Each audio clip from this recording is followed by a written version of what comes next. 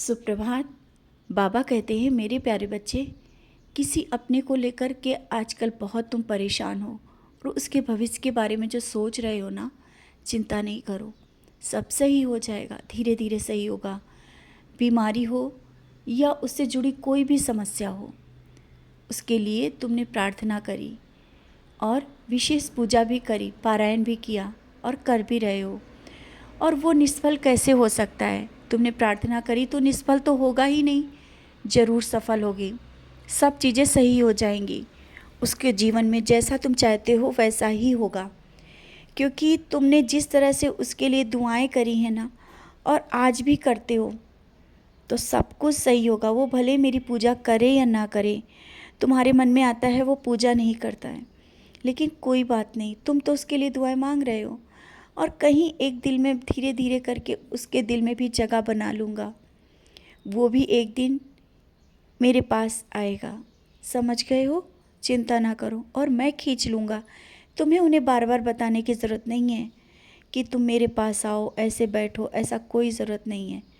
उन्हें मैं खींचूँगा और तुमसे जुड़े हर एक व्यक्ति को मैं अपनी तरफ खींच ही लूँगा, भले ही धीरे धीरे सही।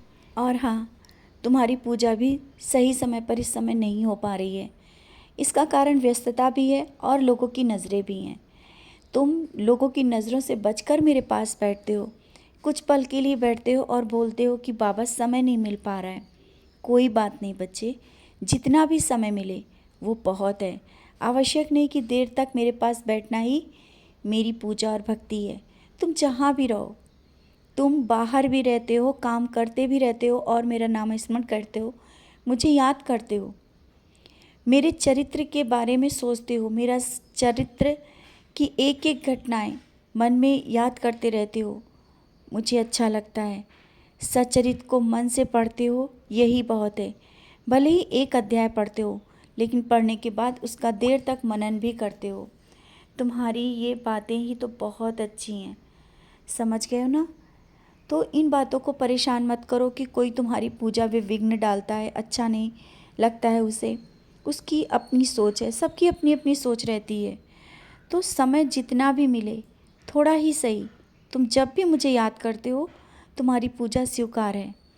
और हाँ, ये भी मत सोचो कि रोज़ रोज़ तुम मुझे स्नान नहीं करा पाते हो, क्योंकि काम की व्यस्तता के कारण तुम नहीं कर पा रहे हो।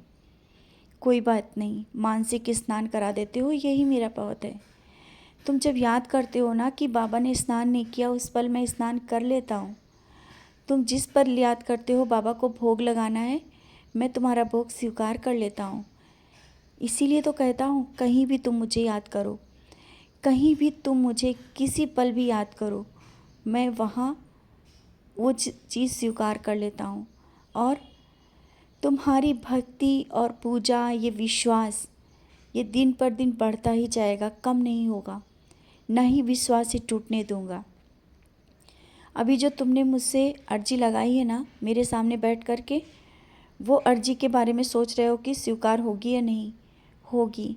हाँ, भले ही थोड़ा समय लग जाए, लेकिन जो तुमने कहा है वैसा ही होगा, उससे अच्छा होगा।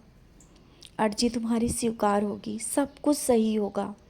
लेकिन बस अपने मन में विश्वास रखना। मैंने कहा ना, विश्वास टूटने नहीं दूंगा, तो तुम भी अपने विश्वास को टूटने नहीं देना। सब कुछ सही हो जाए। और बाहर निकलते वक्त कुछ अगर कोई मिल जाए ना, तो उसे खाने को ज़रूर दे देना। नहीं तो अगर ना हो तो पैसे दे देना।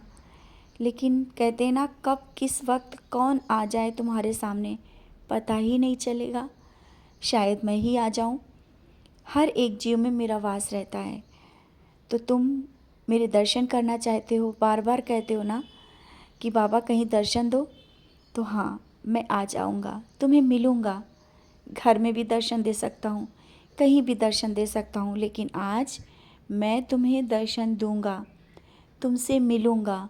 और हर वक्त तुम मुझे जो एक आस लगा करके देखते हो ना कि बाबा कहाँ हैं, कहाँ दर्शन दे रहे हैं, मैं तुम्हें हर जगह दर्शन देता हूँ। और जो वो दर्शन होते हैं ना, वो सिर्फ ऐसा नहीं कि मेरी तस्वीर है या जो मेरे दर्शन हो रहे हैं ऐसे ही हैं, मैं स्वयं वहाँ रहता हूँ। यहाँ तक कि तुम दीवार में भी देखते हो, मैंने तुम्हें दर्शन दिया। तुम्हारे खाने में भी दर्शन दिया। हर जगह मैं रहता हूँ, कण कण में मेरा वास है। हर पल हर वक्त तुम मुझे देख पाते हो। ये क्या कम है